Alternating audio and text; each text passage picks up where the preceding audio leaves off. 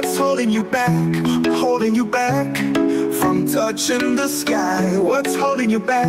You gotta fly like an eagle and go high. What's holding you back? Holding you back from touching the sky. Oh, holding you back. You finally gotta reach for the sky. I was born to succeed, not to be a spoke in the wheel. Told myself there's more to this than just waking up when I feel. So I made a commitment to turn my earnings up. Couldn't see myself as an employee that still couldn't. Looked in the mirror, saw a spark in my eye. Knew I had to hustle and stop living a lie. I packed my dreams in a suitcase, took the first train. I'm headed for the horizon with success is no doubt. What's holding you back? Holding you back from touching the sky. What's holding you back? You gotta fly like an eagle and go high. What's holding you back? Holding you back from touching the sky. Oh, holding you back. You finally gotta reach for the sky. Greetings and welcome back to another edition of What's Holding You Back.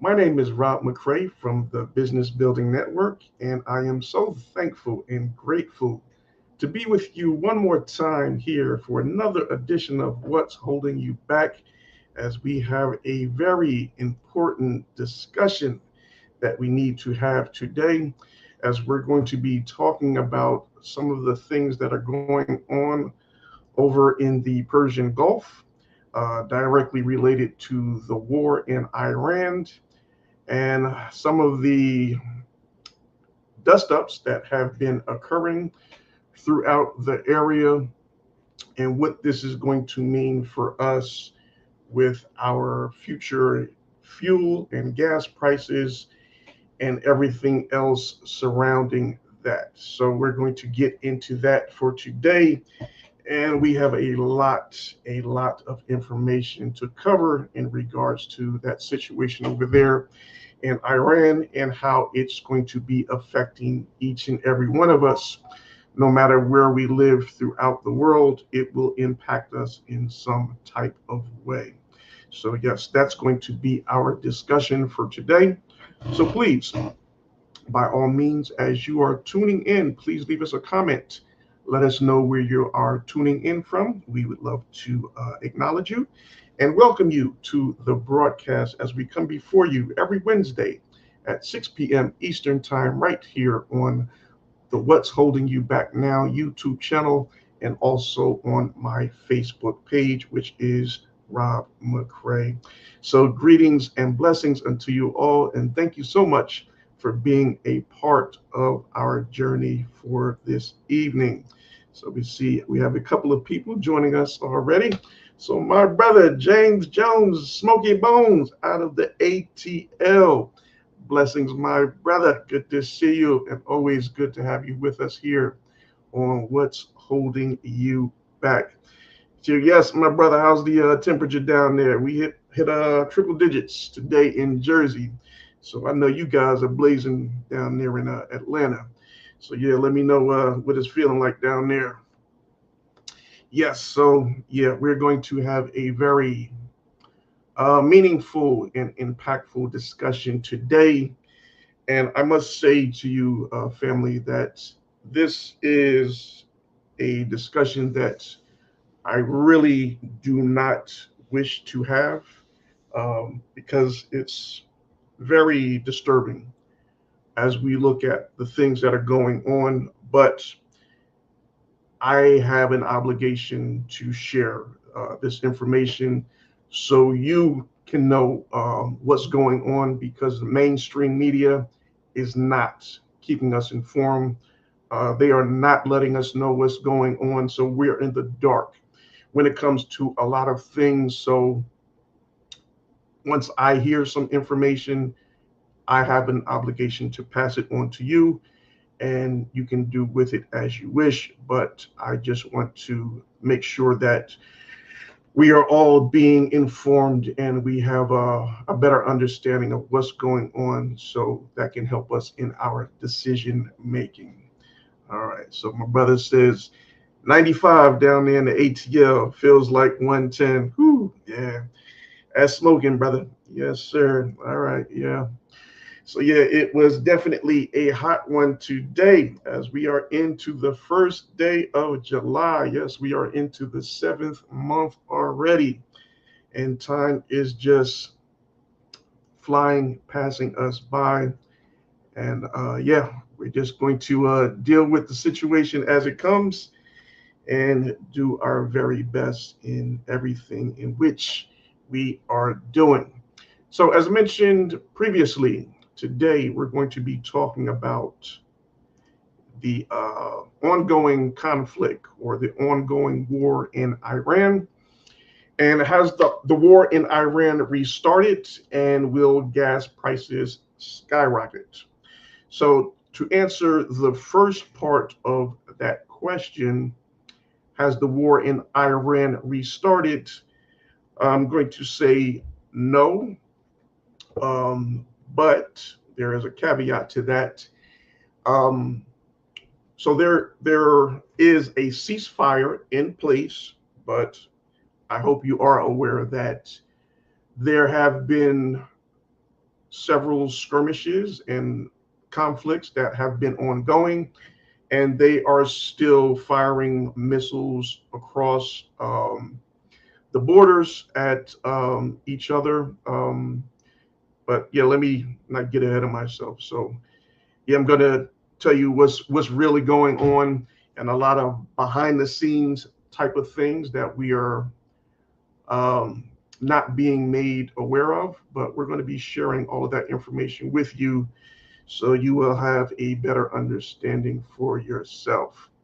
All right, greetings, Pastor Fred. God bless you, sir. So good to have you with us here on What's Holding You Back. So, yes, as you are tuning in, just leave us a comment. Let us know where you're tuning in from. We would love to welcome you to the broadcast. So, yes, we're going to get into our subject matter for today, and that is the war in Iran restarting, and is this going to affect our gas prices? So, yes, it is definitely going to affect our gas prices as this conflict continues on. So, let me just back up a little bit and let me take my time with this because there's a lot of information that I need to share with you, and I don't want to rush over anything and leave anything out. All right.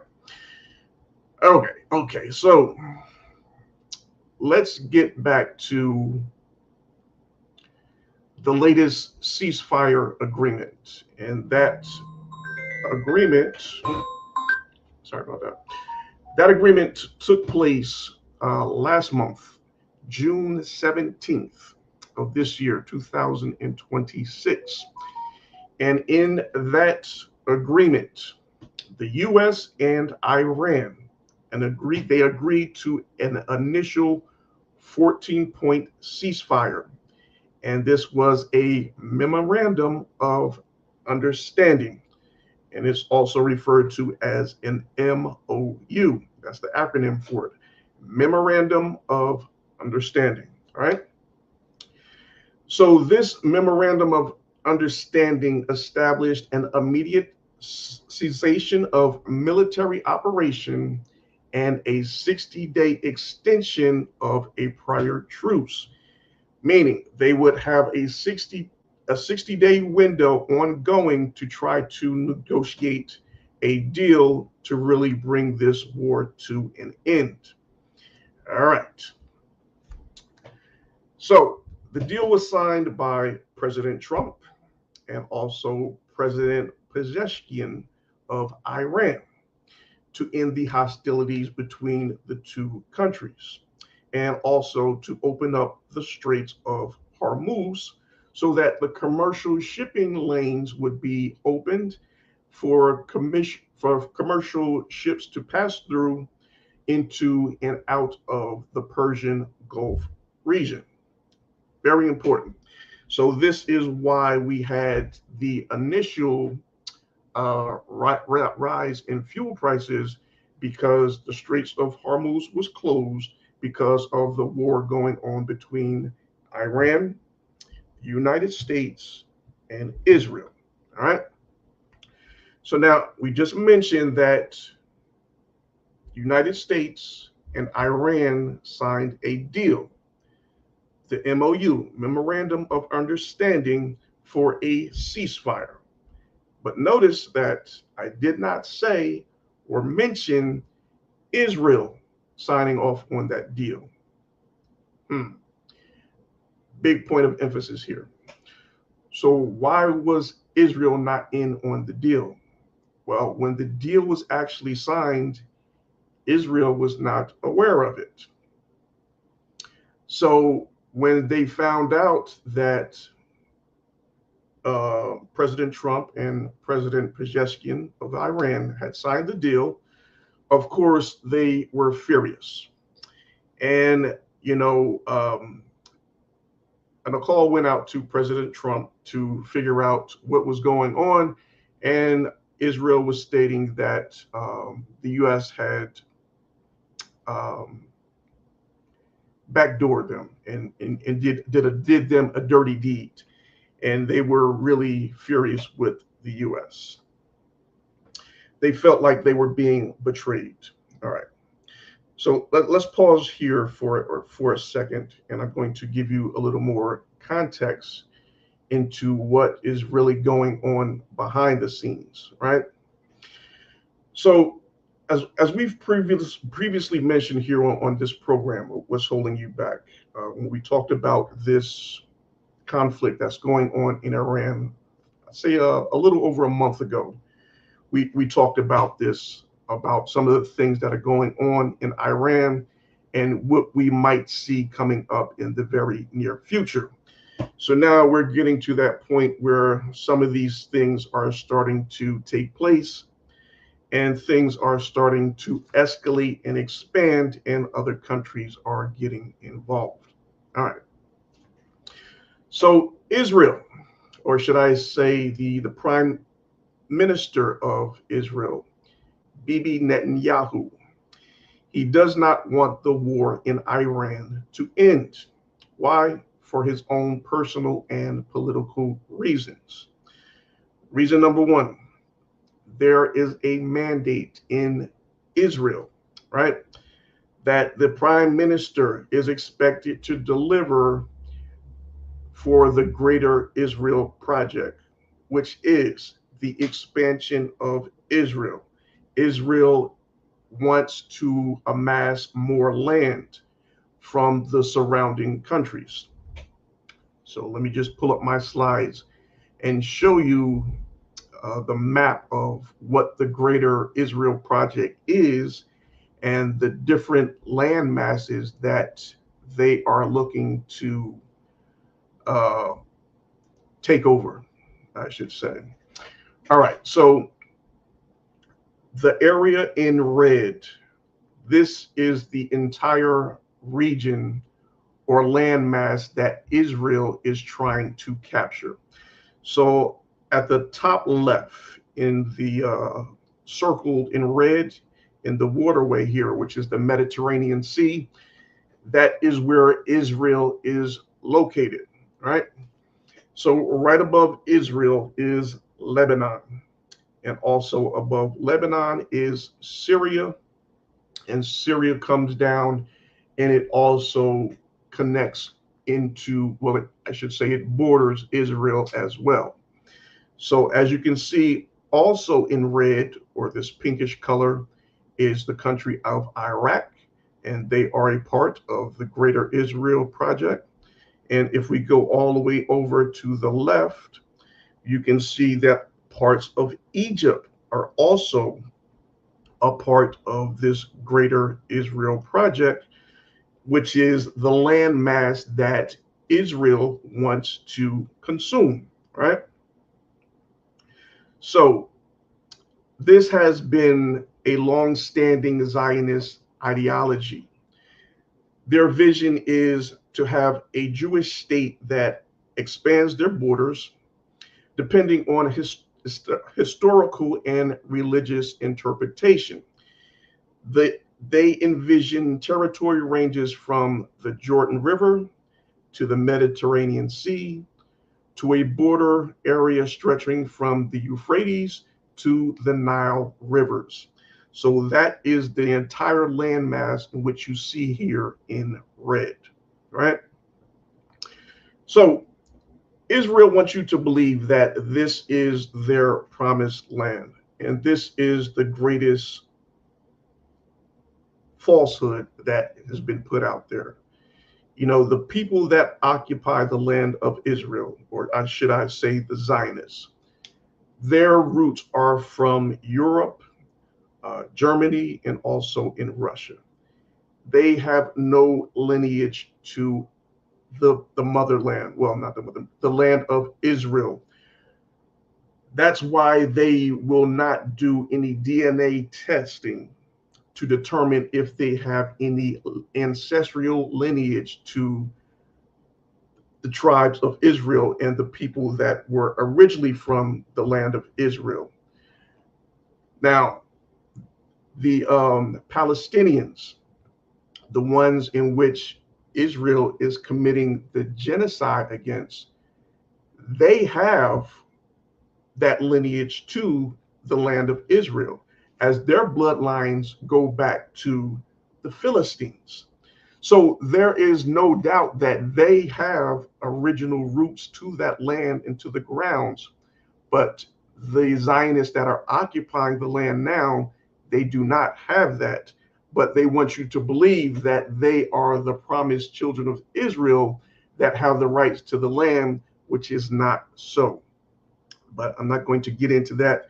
That's a whole different topic for a different day.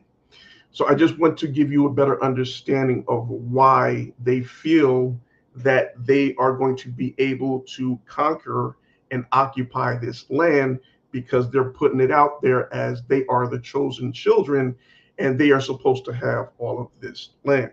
All right. So that is the first part of, or the first reason as to why their prime minister, Benjamin Netanyahu, has been given that mandate to increase the land in which Israel owns and occupies so they can create this greater Israel project. And the second reason in why they're really going after this land is because Prime Minister Netanyahu doesn't want to end the war, is because he is currently on trial. He's on trial in Israel for a long-running corruption case in the Jerusalem District Court. And as long as he is involved in a war, he can delay the court process. And that means he can stay out of court until the wars are over with. So that is another reason why he keeps on getting involved in these different wars. And he does not want to end any of these conflicts, because he knows that then he will have to go through the court system, and then he's going to end up most likely being put into jail. And also, Israel has elections coming up in, I believe, either October or November of this year.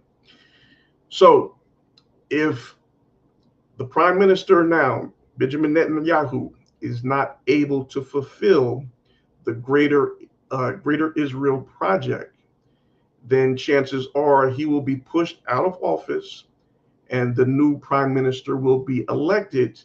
And the new prime minister is already stating that he will ensure that the greater Israel project is completed and these greater land masses will be consumed and gathered by Israel.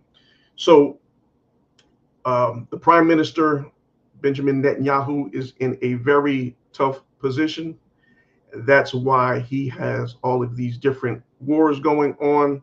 We're going to talk about what other conflicts have started up in the Persian Gulf area and what that means for the United States and us as well. All right. So, being that the United States is involved with Israel, um, as a great defense mechanism for the state of Israel. Israel knows that they cannot win many of these conflicts and wars in which they're getting involved into unless they have the backing of the United States. And this makes it very troublesome for the United States and getting us involved in all these different conflicts and just creates more and more problems over here. So now that the war in Iran has been started, although they are at a ceasefire right now, the problem is Israel is not going to be in agreement to the deal. And the deal is, it states that Israel must stop invading Lebanon. And that's the landmass right above Israel. So Israel has moved on from the war in Iran, and now they have targeted Lebanon. They have started to invade Lebanon and killed off some civilians over there in their quest to grab more land. So, being that Israel has done this, now the Lebanon government is controlled by a United States proxy that they put in place. So it's like the US is controlling the Lebanon government. So the Lebanon government is allowing Israel to invade their country and kill off their civilians and take over the land without any repercussions. But there are different militias or different groups within Lebanon that have taken up the fight against Israel. And one of those groups is Hezbollah. And they have come up against Israel previously, and they kicked them out and defeated them before. And they're on the verge of doing that again. But now, being that the United States is involved in this, and the Israel is trying to get the United States to enter the fight on their behalf because they know that they cannot defeat Hezbollah in Lebanon. So they need someone to assist them if they want to continue to grab land over there in Lebanon. So it's a very complicated, and it's a lot going on, and it just makes things more and more complicated. So President Trump, he is in a difficult situation. So let me just take the slides down real quick. Let me see. Okay. All right. So President Trump is in a tough situation now because he wants to get out of the war. But like I said, Israel is not going to let him get out of the war because they are the ones that helped to get him into office by paying out a lot of money for his campaigns. And they have a lot of people working within the government and within his cabinet who are going to be influenced by Israel and their prime minister, Netanyahu, to go against President Trump if he continues to work in agreement with the deal with Iran to end the war or the ceasefire. Then they're going to speak against President Trump as a betrayer of Israel, and then they're going to move to have him impeached in the coming weeks and months ahead. So this is why, President Trump is really in a very bad situation now because he wants to get out of the war, but he knows that if he does, then he's going to feel the backlash here at home because everyone's going to turn against him, and then he's going to end up being impeached and thrown out of office. And then he faces going to trial for all of the corruption and many charges that he is facing as well.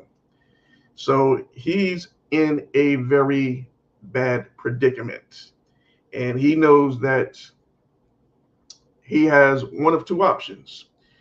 He can walk away and let Israel fight for themselves, or he can continue the fight and get the U.S. back involved with it and watch the economy globally, crash, and then we go into a global recession or depression. They're saying we're going to go into a global depression now because it's just at a point where things are so bad, and the fuel supply coming out of the Straits of Hormuz has been interrupted so severely that it's no way that we can get caught up in time to prevent a recession from happening.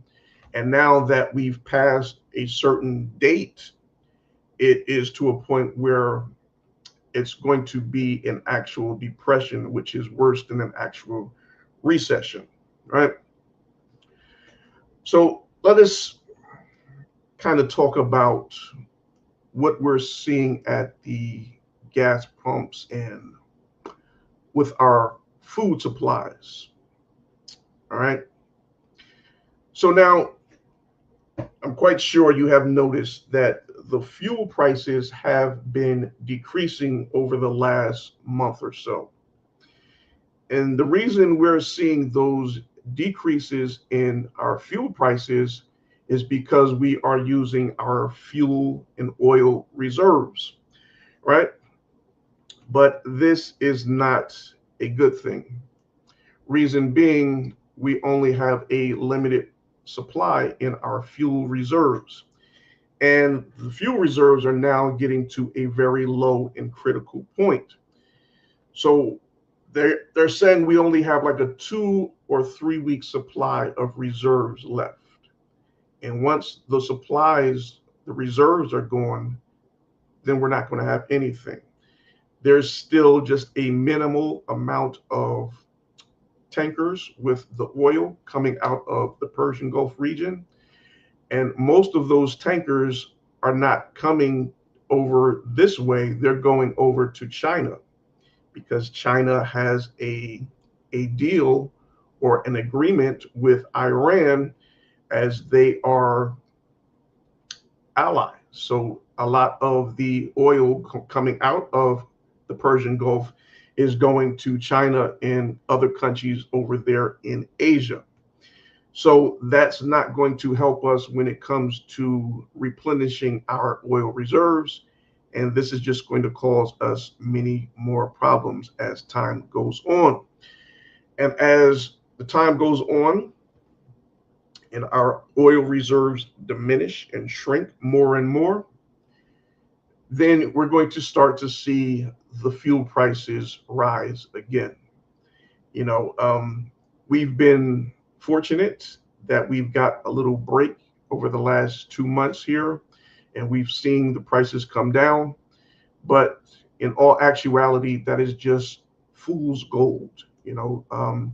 We're living off of our oil reserves, and that is a limited quantity of fuel that we have there. And once that reserve is depleted, then we're going to be totally capped out. And then you're going to start to see fuel restrictions. You're going to see where we only can have go to the gas stations on odd or even days, or something that they're going to put into effect to minimize the amount of drivers and fuel being consumed, because there's just not going to be an adequate supply when the reserves really get taken down to zero. So yeah, those are things that we really need to be aware of, um, and just keep aware of what's going on and have a better understanding of what's to come. And I tell you, it's really not looking good. It's not looking promising. Um, you know, they've put themselves in a very bad position. They should have never gotten involved with this war in Iran. That's why the other presidents here in the United States would never enter that war with Iran, although Prime Minister Benjamin Netanyahu has always been trying to get the U.S. involved with Iran for over 30 to 40 years. But no other president would bite on going into that because they know they would just be stirring up a hornet's nest. But Prime Minister for Israel got President Trump to buy in and work with him on invading into Iran. And now we are seeing why this was such a bad idea. All right, so now that the ceasefire is in place, although it's not being stuck to by none of the parties, because all of them are firing off against one another, but they're still saying that they're still negotiating a way to end the actual war and conflict. But it doesn't seem like that is the reality. It looks like they're just going to keep this ongoing with little sparks and conflicts building up over time. And they're just trying to run out the clock because I really don't believe they know what they want to do or how to bring this to a conclusion. And Israel has shown that they are not going to stop fighting against these other countries until either they grab the land masses in which they are looking to accumulate or someone takes them out. So it's either one of the two is the only way I can see that this war and this conflict will actually come to an end. And that's a very grim state for all of us to be in, because either way, it's going to just be a prolonged outcome, and there's going to be a lot of long suffering that goes along with this, as we're going to see in the coming weeks. Like I said previously, uh, the fuel prices are going to start to rise. Everything else associated with that is going to rise. Our food, our groceries, anything that we're going to the stores to purchase, all of these items have to be transported some type of way, whether that be by truck or by aircraft. They all need fuel. So if the fuel expenses have risen, then of course those expenses are going to be passed on to the items in which we go to purchase at the store.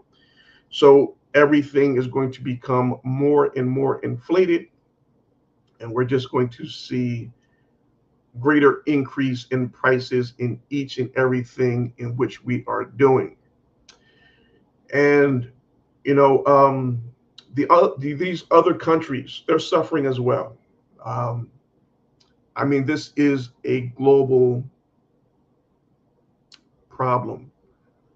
Everyone is being impacted and affected. A lot of countries, especially over in the Philippines and some other countries over that way, they have already run out of oil and gas. They don't have any fuel. So their economy has just come to a standstill. And we're going to see some of that go on here in the coming weeks and months ahead, just because there is not any oil coming through into the United States and these residing countries as well. Although The United States is a manufacturer of their own oil, as I mentioned before in a previous video that we did. The U.S. produces a different kind of oil. Um, I believe it's a sweet crude oil, which is not necessarily our plants, our refinery plants are not set up to refine this fuel and turn it into gas and diesel fuel in which we need for our vehicles. So that's why we still have to import oil from different countries to meet our demands, right? So the United States is still shipping out oil to other countries, which is the sweet crude oil. It's a lighter type of fuel, but our refineries are not set up to handle that oil. So we cannot use that to service our vehicles. So that's why we still need oil from other countries. And this is a big, big problem. And this is why we're going to start to see the fuel prices go back up. And like I said, with everything else, you're going to see a big price increase. We're going to start to see um, a shortage in supply in food and other resources, because out of the Persian Gulf, you also have fertilizer that was supposed to be coming out. But that's not the case. All of that is still on hold. So a lot of the farmers and the crops throughout the world are being affected. They don't have enough fertilizer to nurture their crops. So you're going to see less and less food coming out, and that's going to lead to a deficiency in the amount of food that we are able to bring into different parts of the world, and that's ultimately going to affect all of us when it comes to going to the stores and purchasing food for ourselves. So, as we stated before, you have to be planting your own gardens and create some other resources and sources of food for yourself. I would say stock up on your canned goods, your water, frozen foods, and things of that nature, and just make sure you have a good supply in the event that we start to run short on food and other supplies in our local stores. Hopefully you will have enough within your household to get you through the troubled time and seasons in which we are unfortunately going to start to see very, very soon.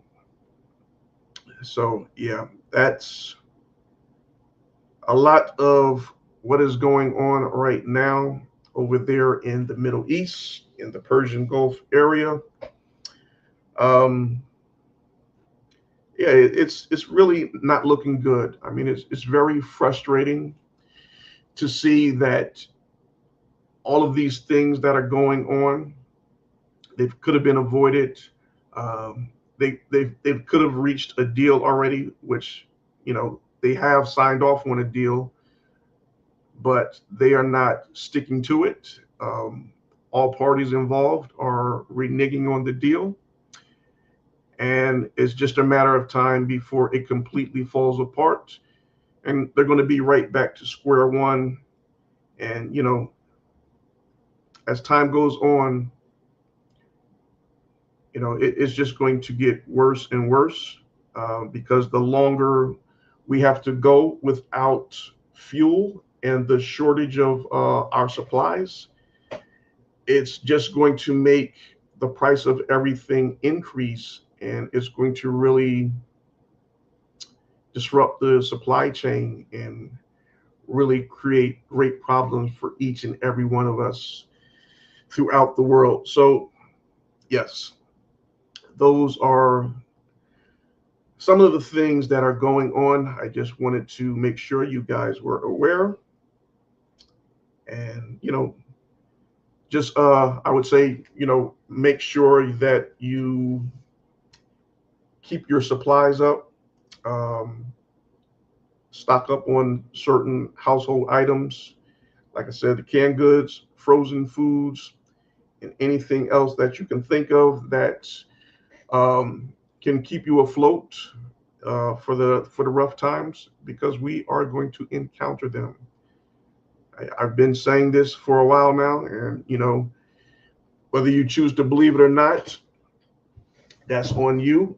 But I just want to make sure that the message is put out there, and we are uh, doing everything within our means to make sure that we are protecting ourselves, our households, and our families, and we have a good supply of things to get us through these difficult day and times in which we are about to embark upon. All right, so that is pretty much it for today. I hate to be the bearer of bad news, but like I said in the beginning, this is some information that I had to share with you all to make you aware of what's going on. And we just have to do our very best to deal with the situation at hand, and just continue to hope and pray for the best as time goes forward. All right, so we're going to be signing off for today, but I want to thank each and every one of you for joining us and being a part of What's Holding You Back. And if you have not already done so, please be sure to subscribe to our YouTube channel, hit that like button, and leave us a comment. And we will be coming back to see you every week, every Wednesday at 6 p.m. Eastern Time, right here on the What's Holding You Back Now YouTube channel. So once again, my name is Rob McCray from the Business Building Network. Thanks so much for watching, and I look forward to seeing you next week. God bless. Holding you back from touching the sky. Back, you gotta fly like an eagle and go high. But what's holding you back? Holding you back from touching the sky. Oh, holding you back. You finally gotta reach for the sky. I was born to succeed, not to be a spoke in the wheel. Told myself there's more to this than just waking up when I feel. So I made a commitment to turn my earnings up. Couldn't see myself as an employee that still couldn't. Looked in the mirror, saw a spark in my eye. Knew I had to hustle and stop living a lie. I packed my dreams in a suitcase, took the first train out, headed for the horizon with success is no doubt. What's holding you back? Holding you back from touching the sky. What's holding you back? You gotta fly like an eagle and go high. What's holding you back? Holding you back from touching the sky. Oh, holding you back. You finally gotta reach for the sky.